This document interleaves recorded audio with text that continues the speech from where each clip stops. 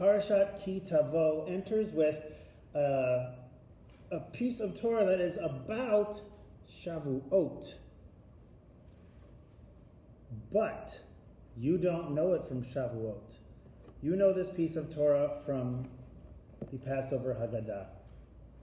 It starts out, my father was a wandering Aramean, etc., right? It is the declaration in its original Torah context. When a person would come to the temple in Jerusalem with their bikurim, with their first fruits, with their tithe to give to the temple, they would come to the priest and have to recite that whole paragraph. It's not the shortest paragraph in the whole Torah, right? It's a lot of words.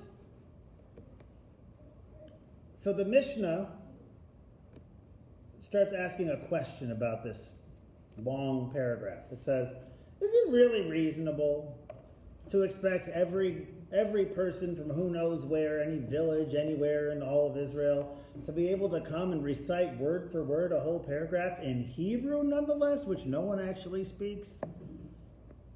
How are we going to do this? How does it work?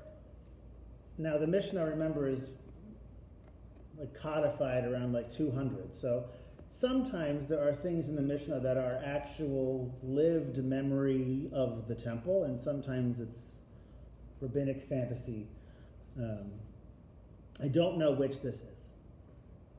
But the rabbis say, well, what they used to do at first was that if someone came and they knew the whole thing by heart, they would give their first fruits and recite it by heart, and wouldn't that make them proud, and it'd be beautiful?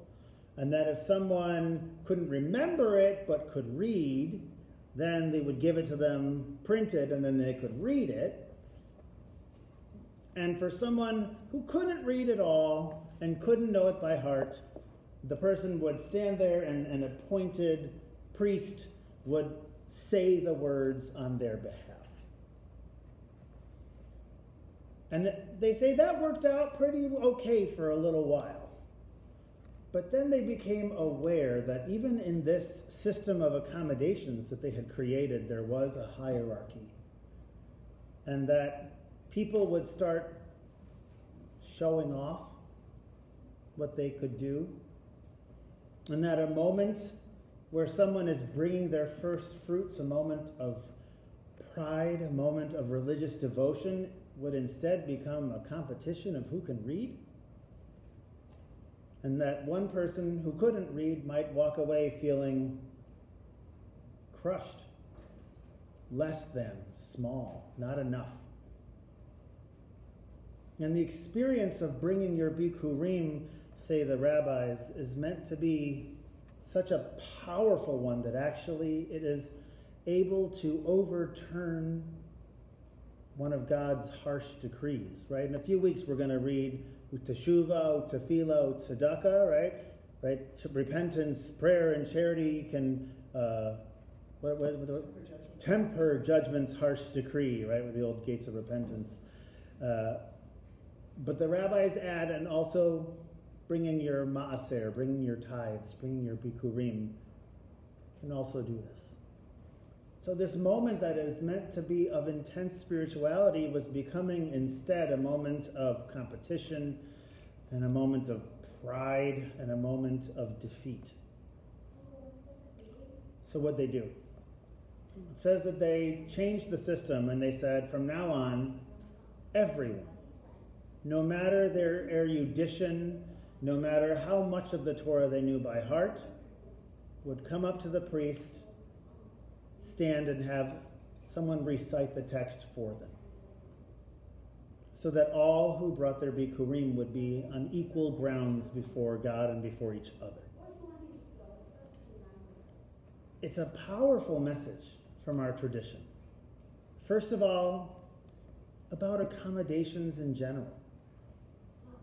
Everyone has a right to have full access to our holy rituals.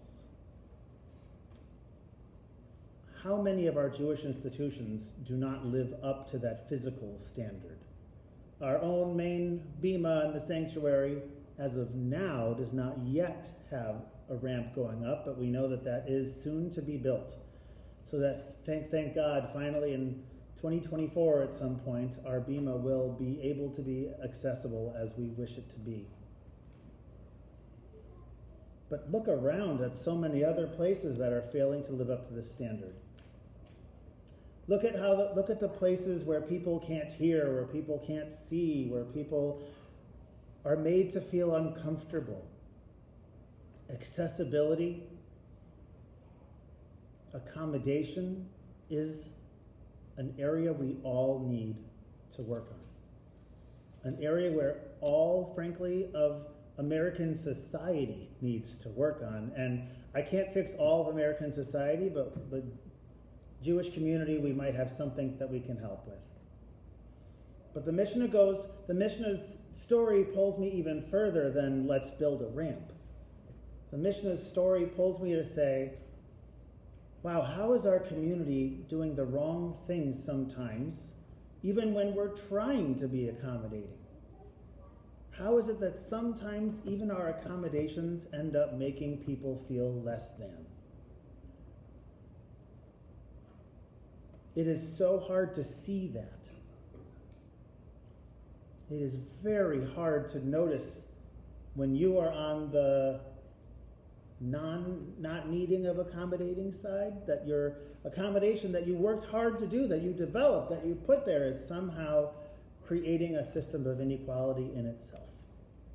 I challenge us as we reimagine our community, both physically, spiritually, even in our ways of governance and our ways of membership and our ways of just about everything a synagogue can do, as we're doing this year, to really reimagine what is KAM Isaiah Israel in the future, to keep the Mishnah's story here in our minds. Everyone deserves access to our holy place, to our holy ritual, and everyone deserves to feel equally holy in that space.